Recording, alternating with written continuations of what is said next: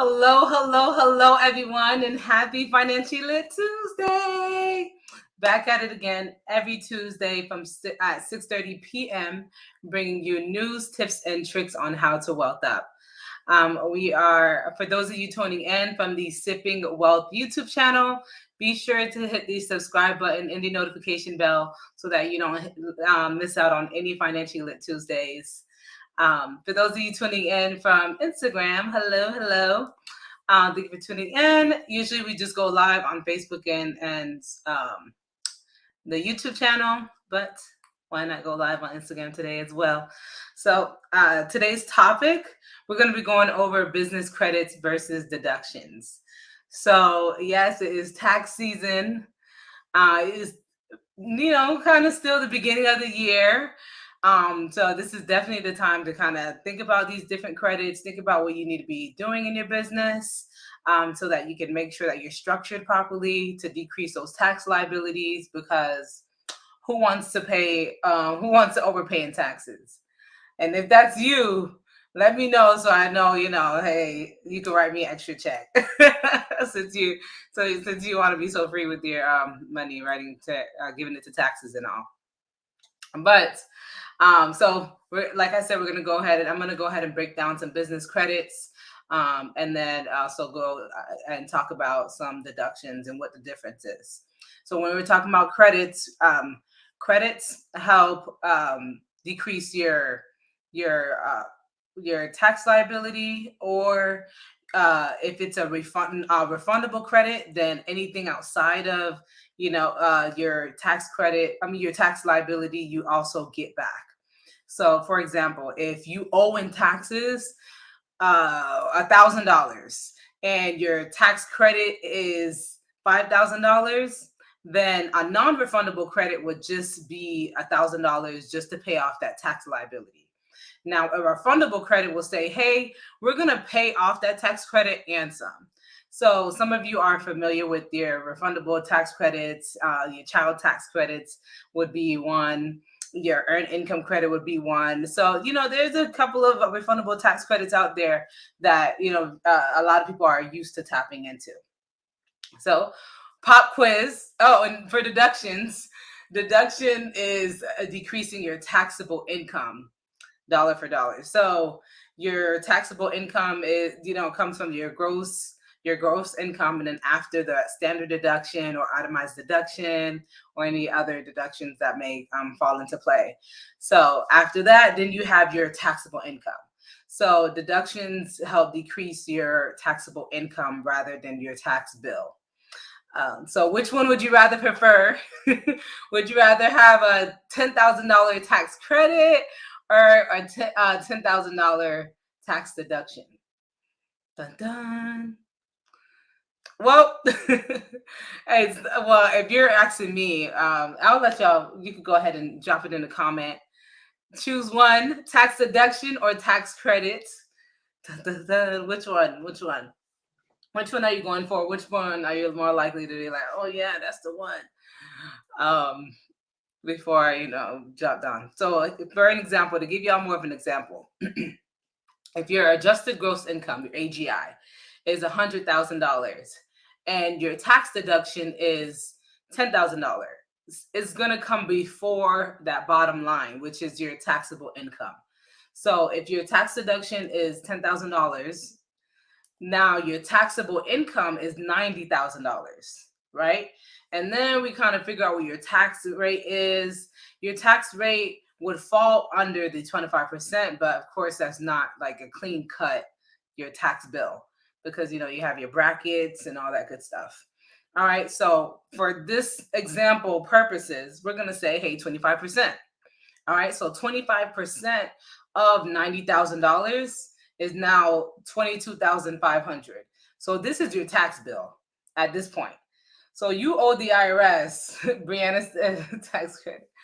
So you owe the IRS $22,500 at this point. This is your, all right. So you said tax credit, right? You said, hey, we want to decrease it dollar for dollar after once we get that tax bill.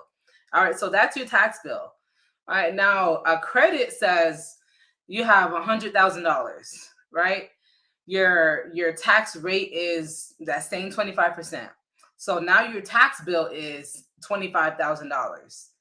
And say you have a tax credit of $10,000. Now your tax bill is $15,000. So like hopefully y'all writing that down, because that was some serious knowledge there. So the tax credit, like I said, it decreases the tax bill dollar for dollar. The deduction decreases the taxable income. So, you know, just give y'all a little example there. All right, now let's get into some credits, because I know y'all are trying to figure out, hey, what are some credits out there as a business owner that I can tap into? Because there are tons. Like, I've been helping my business owners get tons of money back. Self-employed people get tons of money back on their return, whether they decreasing their tax debt. If they didn't pay taxes last year, decreasing their tax debt with these credits. So y'all, you want to hit that share button to make sure your business friends know about these credits. And even though you should be filing your taxes at Strategic Tax Accountants, uh, if your tax professional do not know about these credits, just walk away and let them know that, you know what, STA got you. All right. Hey, Matthew, how's it going? Hey. All right. So now with now our first one that I'm going to go over is the employer credit for paid family and medical leave. Now this is Form 8994. All right, now Congress authorized this tax credit to encourage business owners to pay employees, when they had to be out for because of COVID or because they were sick and stuff. So on the other side, it's like, hey, as a self-employed individual, you're self-employed. So if you had to be out, this is you too. But as a employer, if you had to pay these credits for your employee, if you had to pay your employee while they're out sick, then there's a credit for that. And the IRS says, hey, thank you for keeping these people employed and paid while they're out sick. Okay. So this credit only applies only to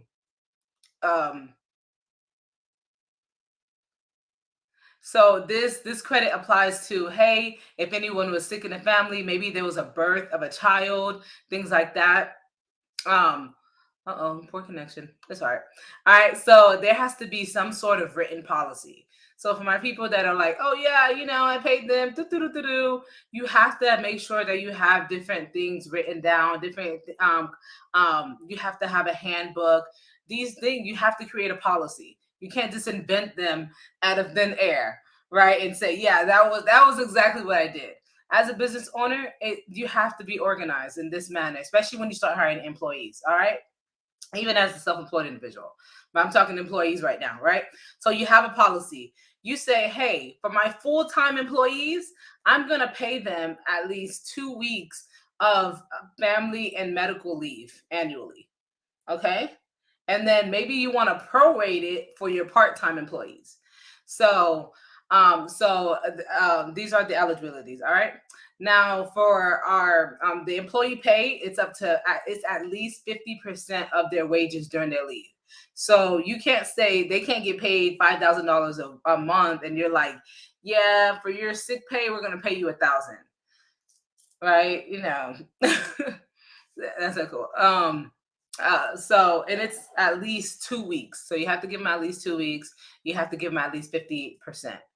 And the credit is 12.5% of the wages that were paid during that time. So the maximum of the credit is 25% of the wages that cover up to 100% of the employee's actual salary.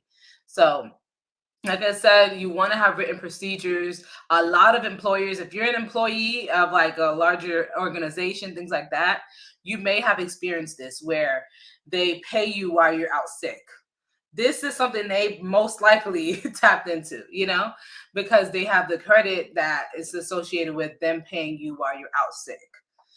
Is it 100% of what they pay you? No, but it's still a credit that gives them back some of the money that they spent. And, it's an incentive as an employer to be able to pay your employees while they're out sick as well. The second credit I'm going to go over is the work opportunity credit. Now, this is Form 5884. Now, this applies for you giving employment to like the unserved populations, like the populations that people are like, oh, that gets kicked out to the side. So, for example, our veterans, family assistance or food stamp recipients, so our low income individuals, ex-felons, and then we have unemployed, like people that have been unemployed for a long time, people receiving SSI, Social Security supplemental income, and then people that are living in like federal and empowerment zones. So people that are in low income environments, designated residents of summer youth employees, those kind of areas. So these people can tap in. These employers that are offering work to these specific groups of people can tap into this credit. All right. The size of the credit depends on the amount of hours these people worked or how long they actually been with your organization, right? So you can claim the credit for up to 40% of the first $6,000 of the employee's first year of wages. So which is about 2,400. But of course, as they're with your company longer, and then as they have, if they have more hours with your company, then the credit goes up higher from there. And the credit is higher for our veterans and our lower income individuals that are getting like food stamps and family assistance and all that good stuff. All right. The next credit is the credit for our self-employers pension plan startup costs and auto enrollment. For my business owners, and I bring this up all the time, that hey, you have to set up some kind of retirement plan through your business. Like this is probably one of the most beneficial things that you can do financially, because on one end you have the deduction, on the other end you have retirement savings, and then within the retirement saving plans you have the different gains and gain incentives. So yeah, definitely tap into this. Make sure that you are setting up a pension plan for if you are a self-employed individual. And then for my employers that are like small companies, this is a company with fewer than 100 employees, which are majority of the companies out here. All right. So if you had less than 100 employees during the year, and there's at least $5,000 worth of wages, that's it. Right. So, and then you actually have to set up a retirement plan. Now you can't have a previous retirement plan in that for that same group of people within the last 3 years. So it has to be something that you just started up. So if you just started it up, then that startup cost. Now this is the credit is up to $500, which is great because, like I said, it decreased that tax bill, right? So it's up to $500 that could decrease your tax bill. And literally the requirements for it is pretty minimal. Just set up a new plan, a brand new plan, new group of employees, have less than 100 employees, and then have at least $5,000 worth of wages, right? All right, cool. The next credit is the employer provided child care facilities and services. So for my employers that it's providing child care services or like a facility for childcare, a lot of different organizations, if you work for an employer, they provide this incentive. They may have like an on-site daycare facility, or they pay something towards it. Or like a partner, they're like, hey, we have one downstairs or next door to us, that you get a daycare center next door to us or downstairs, whatever the case may be, that you can utilize. So the expenses can cover like actually creating the facility, the people that are providing the care, so the employees, the facility managers, things like that, the resources that are necessarily for the facility. So this credit can be up to $150,000 a year. Yo, a huge credit, right? So they can claim, business owners could claim up to 25% of their expenses on childcare, plus 10% of the child care resources and referrals expenditures.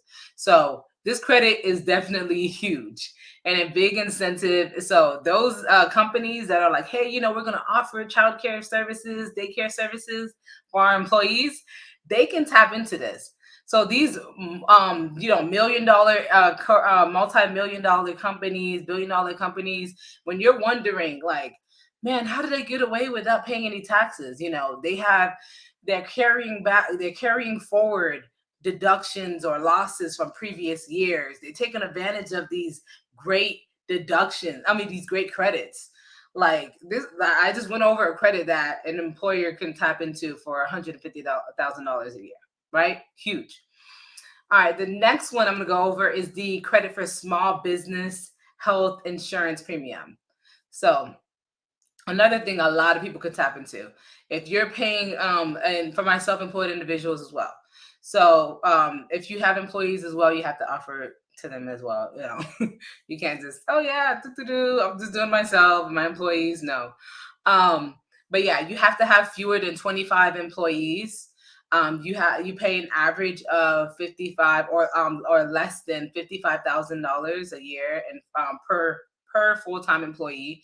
So no like employee that's earning like, those high manager employees that are earning like 100K and things like that. And then at least half of your employees have to have their health insurance premiums paid through the company. So a lot of companies once again offer, hey, we pay a portion of your premiums. So when you as an employee, I'm sure you've seen it where the person that you worked for, whatever the case may be, paid for a portion of your health expenses, your health premiums. All right, the next one, and let me know if you have any questions. All right, the next one is the disabled access credit. Now this is for the expense if you have to build some kind of build on for the disabled access into the building, or you have to make any accommodations for employees with disabilities to work and function. So this credit is up to $5,000. So definitely a huge credit that employers can tap into as well, business owners. The next credit is the employee retention tax credit. So this one's fairly new, but this credit was signed in 2001 to make sure. Well, it was signed initially in 2020, but they brought it back for 2021. Woohoo. So our employers and self-employed individual, or no, employers, because it's a retention credit. For my people that kept their employees throughout like the pandemic and all that, they can actually tap into this credit. In short, right? So the credit maximum is $7,000 per employee per quarter. So this is definitely huge. This is like $21,000 for just last year for that employee that you can go ahead and tap into. So it's definitely a huge credit that a lot of companies are tapping into. It's a huge help. It's a huge help towards like a cost throughout the year, especially with the everything closing down throughout the pandemic. If you kept the employee on throughout all that, you're basically being rewarded for it through this credit. And why not take advantage of it? And that is the employee retention tax credit. All right, y'all. So that was just a couple of credits. So I went over the employee retention tax credit, the disabled access credit, the credit for employer provided child care facilities and services, the tax credit for small employer pension plan startup costs, the work opportunity credit, the credit for paid family and medical leave. So those are the credits that y'all can go ahead and tap into. Now, these are the common business credits, right? There are still different like deductions and things that you can definitely tap into. So make sure that one, you are going to a knowledgeable tax professional so that they can maximize the refund. Make sure that you're putting different things into place throughout the year within your business so that you can actually take advantage of this. One, you're more likely to retain amazing employees, people that are going to work for the benefit of your company, and that you don't have to, fight or pay, low wages because it's like, oh, shoot, we're in a tough place, or whatever the case may be. So you want to make sure that you're putting these different things within your organization so that you can tap into these different credits to help decrease your tax bill, but also to provide the incentive of, hey, I'm the company to come work for. Woo, So these are just a few credits. For those of you tuned in, like I said, be sure to go ahead and subscribe to our YouTube channel, Sipping Wealth, and also follow Strategic Tax Accountant on all social media platforms. All right, that's Strategic Tax Accountant on all social media platforms so that you can tap in. We've been posting a lot of great information about taxes, about business, about individual stuff. So whatever stage you're in financially, we're definitely making sure that we post a lot of great content, things like that, so that you can learn and tap into it as well. We want to make sure that we're spreading the wealth, y'all. Make sure that you're hitting the share button and hitting the subscribe button on the YouTube channel. For those looking to get their tax filed, be sure to head over to the Strategic Tax Accountant website. And I'll see y'all next Tuesday for another awesome Financially Lit Tuesday, y'all. So next Tuesday, we're talking about qualified business deductions, okay? Because some of y'all are writing things off that is illegal, okay? So we are not trying to get audited.